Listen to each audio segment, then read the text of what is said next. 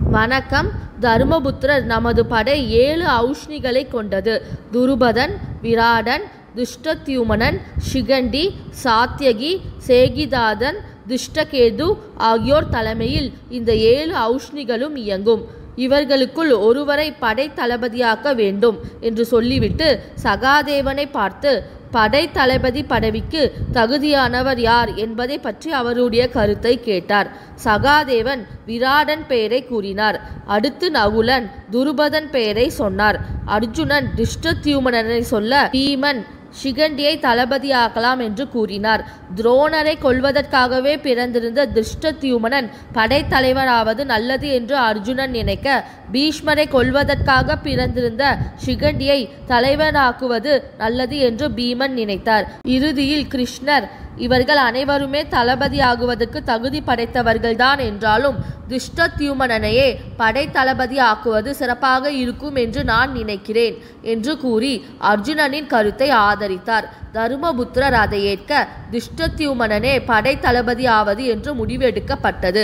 பாண்டவர்கள் தரப்பில் இப்படி முடிவெடுக்கப்பட்ட நிலையில் துரியோதனன் தனக்கு நெருங்கியவர்களாகிய கர்ணன், துச்சாதனன், சகுனி ஆகியோரிடம் தன்னுடைய எண்ணத்தை வெளியிட்டார். அஸ்தினாபுரம் வந்த கிருஷ்ணர் மிகவும் கோபம் கொண்டு திரும்பி சென்றிருக்கிறார். பாண்டவர்களுக்கும் நமக்கும் யுத்தம் நடப்பது கிருஷ்ணருடைய தீர்மானத்துக்கு ஒத்ததாகவே இருக்கும். அவர் சொல்படி பீமனும் அர்ஜுனனும் கேட்பார்கள். தருமபுத்திரரோ பீமனை நம்பி வாழ்பவர் ஆகியால் யுத்தம் நிச்சயம் நடக்கப் போகிறது. இப்படி சொன்ன துரியோதனன் பாசறைகள் அமைப்பு, ஆயுதங்கள் குவிப்பு ஆகியவற்றை பற்றிய உத்தரவுகளை இட்டார். கர்ணன் முதலானோர் அந்த உத்தரவுகளை நிறைவேற்றுவதில் முழு மூச்சுடன் ஈடுபட்டனர். துரியோதனன் தரப்பில் 11 ஔஷினி படைகள் இருந்தது. பாசறைகள் அமைக்கப்பட்டு கொண்டிருந்த போது துரியோதனன் தனது 11 ஔஷினிகளுக்கும் கிருபர், துரோணர், சல்லியன், ஜெயத்ரதன், சுதர்ஷினன், கிருதவர்மா, அஸ்வத்தாமா, கர்ணன், பூரிசிரவஸ், சகுனி, பாஹ்லீகன் ஆகியோரை தலைவர்களாக நியமித்தார். அதன் பிறகு பீஷ்மரை வணங்கி நின்று துரியோதனன் பேசினார். கௌரவர்களில் சிறந்தவரே, படை பெரிதாக இருந்தாலும் படையை நடத்தி செல்பவர் ஒருவர் இல்லாவிட்டால் எறும்பு சாறைகள் சிதறுவது போல் படை சிதறிவிடும். எந்த விஷயத்திலும் 2 மனிதர்களின் மனம் ஒரே மாதிரி நினைப்பதில்லை. படைகளில் உள்ளவர்களின் மனங்களும் அப்படியே. ஆனால் திறமை, வீரம், நேர்மை நிரம்பியவரை தளபதியாக எந்த படை பெறுகிறதோ அது வெற்றியை அடைகிறது. தேவர்களுக்கு முருக கடவுள் சேனாதிபதியாக இருப்பது போல எங்களுக்கு சேனாதிபதியாக நீங்கள் இருக்க வேண்டும். தேவர்கள் எப்படி முருகனை முன்னிறுத்தி பின் செல்கிறார்களோ அதுபோல உங்கள் பின்னே நாங்கள் செல்வோம். உங்களால் காக்கப்படுகிற நமது படை தேவர்களாலும் ஜெயிக்க முடியாத சேனையாகிவிடும் என்பதில் சந்தேகமில்லை. துரியோதனன் பேச்சை கேட்ட பீஷ்மர் சொன்னார், உன் விருப்பத்தை நிறைவேற்றுகிறேன். ஆனால் எனக்கு பாண்டவர்களும் உன்னை போன்றவர்கள்தான். இந்த ராஜ்யத்துக்காக நான் செய்த சபதத்தை ஒட்டி இப்பொழுது உன் பக்கம் நின்று போர் புரிவேன். ஆனால் பாண்டவர்களை நான் கொல்வது நம் குலத்தில் ஒரு பகுதியை அழிப்பதாக இருக்கும். ஆகையால் அவர்களை நான் கொல்லப் போவதில்லை. ஆனால் யுத்தம் நடக்கும் ஒவ்வொரு பொழுதிலும் 16,000 வீரர்களையாவது கொன்று குவிப்பேன். இப்படி சொன்ன பீஷ்மர் மேலும் ஒரு விஷயத்தையும் சொன்னார். நான் தளபதியாக இருப்பதென்றால் ஒரு நிபந்தனை உண்டு. முதலில் கர்ணனாவது போர் புரியட்டும், அல்லது நானாவது போர் புரிகிறேன். யுத்தம் பற்றி முற்றிலும் மாறுபட்ட கருத்துக்களை உடைய அவரும் நானும் ஒரே சமயத்தில் உன் தரப்பில் போரிடுவது என்பது முடியாது. பீஷ்மர் கூறியதை கேட்ட கர்ணன் வெகுண்டெழுந்தார். துரியோதனா, பீஷ்மர் உயிரோடு இருக்கும் வரையில் நான் இந்த யுத்தத்தில் பங்கு கொள்ளப் போவதில்லை. பீஷ்மர் வீழ்ந்த பிறகுதான் நான் அர்ஜுனனை எதிர்த்து யுத்தம் செய்ய போகிறேன் என்று கூறினார். விதிமுறைகளின்படி பீஷ்மருக்கு அபிஷேகம் செய்து அவரை தளபதியாக்கினார் துரியோதனன். துரியோதனன் தரப்பில் இப்படி நிகழ்ச்சிகள் நடந்து கொண்டிருந்த போது தருமபுத்திரர் துஷ்டத்யுமனனை சேனாதிபதியாக அபிஷேகம் செய்தார். அந்த நேரத்தில் பலராமர் அங்கு வந்தார். முதியவர்களை வணங்கி அமர்ந்த பலராமர் சொன்னார், நடக்கப் போகும் யுத்தத்தினால் பெரும் நாசம் விளையப் போகிறது. சத்திரிய குலம் அழிவதற்கு தயாராகிவிட்டது. பூமியே மனித மாமிசத்தாலும் இரத்தத்தினாலும் சேரும் சகதியுமாக போகிறது. பாண்டவர்களாகிய உங்களைப் போல்தான் துரியோதனனும் எனக்கு வேண்டியவர். நான் அதை கிருஷ்ணரிடம் எவ்வளவோ எடுத்து சொன்னேன். ஆனால் அவர் என் வார்த்தையை ஏற்க மறுக்கிறார். அர்ஜுனன் மீது இருக்கும் அன்பின் காரணமாக கிருஷ்ணர் உங்கள் தரப்பில் சேர்ந்து விட்டார். ஆகையால் உங்கள் தரப்பிற்கு வெற்றி என்பதில் எனக்கு சந்தேகமில்லை. கிருஷ்ணர் செய்வது சரியல்ல என்பது என் கருத்து. ஆனால் இந்த உலகிலேயே அவர் ஒருவரை தான் நான் பெரிதாக நினைக்கிறேன். ஆகையால் அவர் செய்வதை நான் ஏற்கிறேன். கௌரவர்கள் அழியப் போகிறார்கள். அந்த காட்சியை என்னால் காண முடியாது. பீமனைப் போலவே துரியோதனனும் என்னிடம் கதை யுத்தம் பயின்றவர்.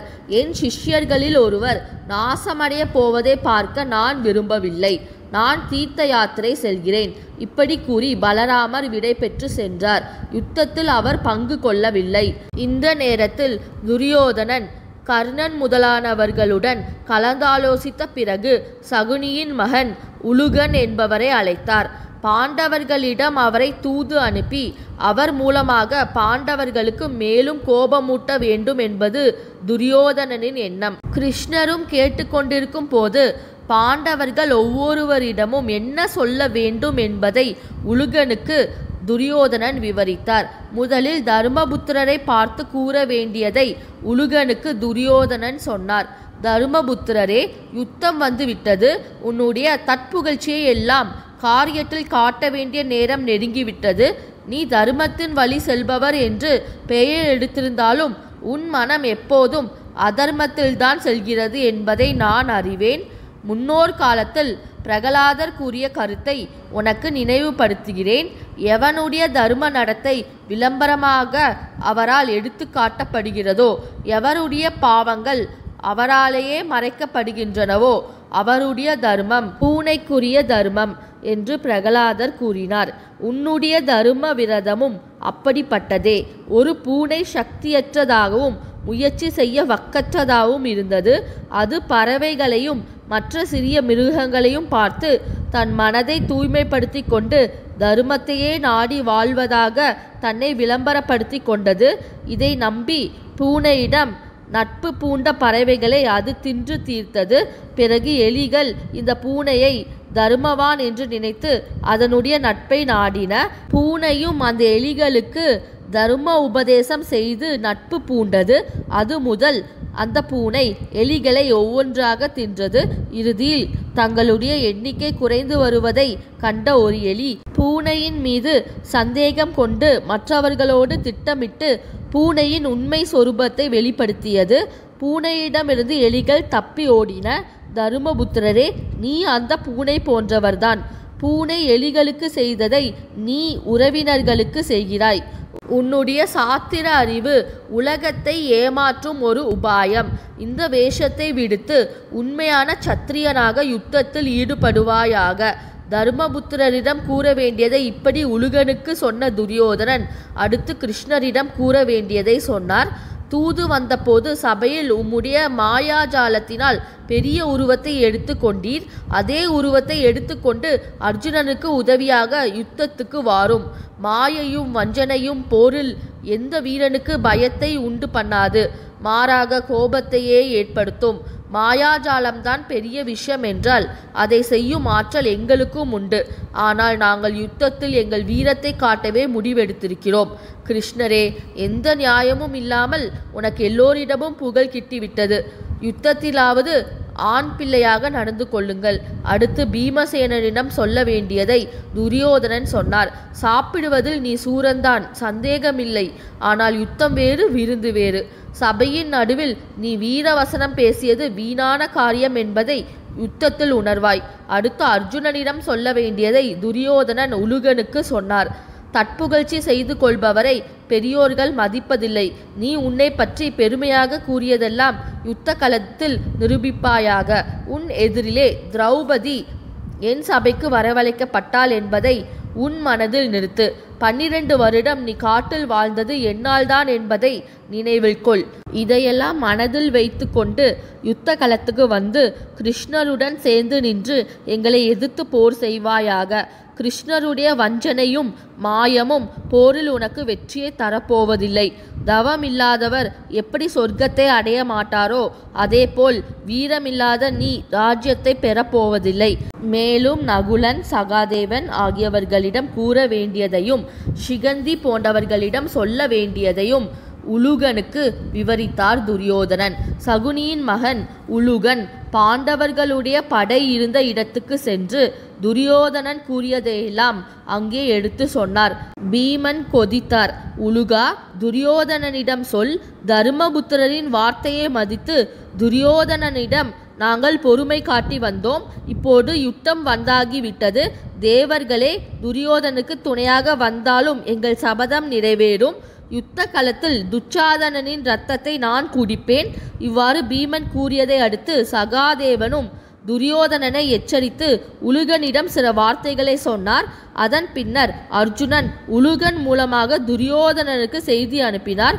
குலத்தை அழிக்க பிறந்த துரியோதனன் என்றுமே கெட்ட எண்ணத்துடன் நடந்து வருகிறார். பீஷ்மர், துரோணர் போன்ற பெரியவர்களின் பலத்தை நம்பிக்கொண்டு யுத்தத்துக்கு தயாராகிற துரியோதனன் வீரன் அல்ல. எவர் பிறருடைய பலத்தை நம்பி பகைவரை எதிர்க்கிறாரோ அவர் ஆணும் அல்ல பெண்ணும் அல்ல, அலி.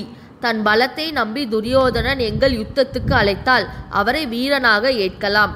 அந்த கோழையிடம் போருக்கு தயாராக இருக்க சொல். கிருஷ்ணர் எனக்கு தேரோட்டியாக இருக்க போவதால் அவர் யுத்தம் செய்ய போவதில்லை. இதை எண்ணி துரியோதனன் தைரியம் கொள்ள வேண்டாம். புல்லை நெருப்பு பொசுக்குவது போல் என்னை எதிர்க்கும் படையை நான் பொசுக்குவேன். இப்படி பாண்டவர்கள் தெரிவித்த செய்திகளையும் துரியோதனனை அடைந்த உலுகன் அவருக்கு தெரிவித்தார். இதன் பிறகு இரு தரப்பிலும் யார் யாரை நிச்சயமாக எதிர்க்க வேண்டும் என்பதையெல்லாம் நிச்சயமாயிற்று. பீஷ்மர் துரியோதனன் கேட்டுக்கொண்டதன் பேரில் அவருடைய மதிப்பின்படி கௌரவ படையில் சிறந்த வீரர்கள் யார் யார் என்ற பட்டியலை கூற ஆரம்பித்தார்.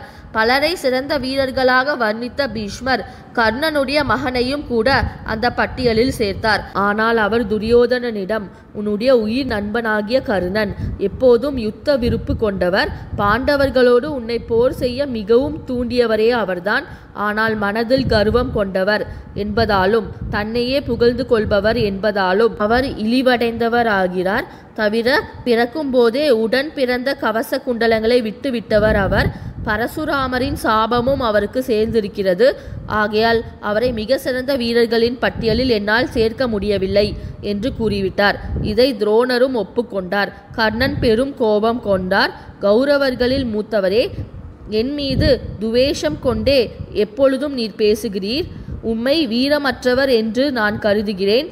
கௌரவர்களின் நன்மை உங்கள் மனதில் இல்லை என்பதை துரியோதனன் அறியாமல் போனது வருத்தத்தக்கதே.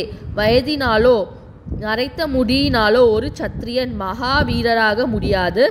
அந்தணர்கள் எப்படி தாங்கள் அறிந்த சாத்திரங்களால் சிறந்தவர்கள் ஆகிறார்களோ அப்படி சத்திரியன் தன்னுடைய வீரத்தால் சிறந்தவர் ஆகிறார். அவ்வகையில் பார்க்கும்போது நீர் வீரமற்றவர். துரியோதனன் மீது உமக்கு அன்பில்லாத காரணத்தினால்தான் படையிலே பிளவு உண்டு பண்ணக்கூடிய வார்த்தைகளை நீர் பேசுகிறீர். யுத்த நேரத்தில் படையில் பிளவை தோற்றுவிக்க முயல்பவர் நல்ல எண்ணம் கொண்டவராக இருக்க முடியாது. குற்றமே இல்லாத என்னை அடிக்கடி இழிவாக பேசும் உம்மை நான் பொறுக்கிறேன். காரணம் துரியோதனன். அவர் பொருட்டு உம்மை நான் சகித்து கொள்கிறேன். இவ்வாறு பீஷ்மரை பார்த்து பேசிய கர்ணன் துரியோதனனை பார்த்து சொன்னார், வயதில் முதியவர்களிடம் அறிவுரை கேட்க வேண்டும் என்று தர்ம சாத்திரங்கள் கூறுவது உண்மைதான். ஆனால் மிகவும் வயது முடிந்து விட்டவர்களிடம் கேட்க வேண்டும் என்று எந்த சாத்திரமும் சொல்லவில்லை. மிகவும் முதிர்ந்த வயதுடையவர்கள் மீண்டும் குழந்தை போல் ஆகிவிடுகிறார்கள். அவர்கள் கூறுவது ஏற்கத்தக்கதன்று. பீஷ்மர் அப்படிப்பட்டவரே. யுத்தத்தில் நானே பாண்டவர்களை வீழ்த்துவேன். ஆனால் படைத்தலைவர் என்பதால் அந்த புகழ் பீஷ்மரை போய் சேரும். ஆகையால் பீஷ்மர் உயிரோடு இருக்கும் வரை நான் போர் புரிய போவதில்லை. இப்படி பீஷ்மரும் கர்ணனும் மோதிக்கொண்டதை பார்த்த துரியோதனன், நீங்கள் இருவருமே எனக்காக யுத்தம் செய்ய போகிறவர்கள். இருவரும் மனம் விட்டு ஒரே மாதிரி சிந்திக்க வேண்டுகிறேன் என்று கூறிவிட்டு பீஷ்மரிடம் பாண்டவர்கள் தரப்பில் உள்ள வீரர்களை பற்றிய விவரங்களை கேட்டார். அதை சொல்லி கொண்டு வந்த பீஷ்மர் சிகண்டியின் பிறப்பை வர்ணித்தார். தன்னை கொல்வதற்காகவே சிகண்டி பிறந்திருக்கிறார் என்பதை கூறிவிட்டு அவர் துரியோதனா, சிகண்டியின் பிறப்பு ரகசியம் எனக்கு தெரியும். அவர் பெண்ணாக பிறந்து ஆண் உருவம் எய்தியவர். யுத்த களத்தில் நான் அவரை எதிர்த்து போர் செய்ய மாட்டேன். பெண்ணுடன் யுத்தம் செய்வது வீரருக்கு அழகல்ல என்று சொன்னார். இதன் பிறகு துரியோதனன் எவ்வளவு நாட்களில் பாண்டவர்கள் படை அழிக்க முடியும் என்று பீஷ்மரை கேட்டார். தன்னால் 1 மாதத்தில் அதை செய்ய முடியும் என்று பீஷ்மர் சொன்னார்.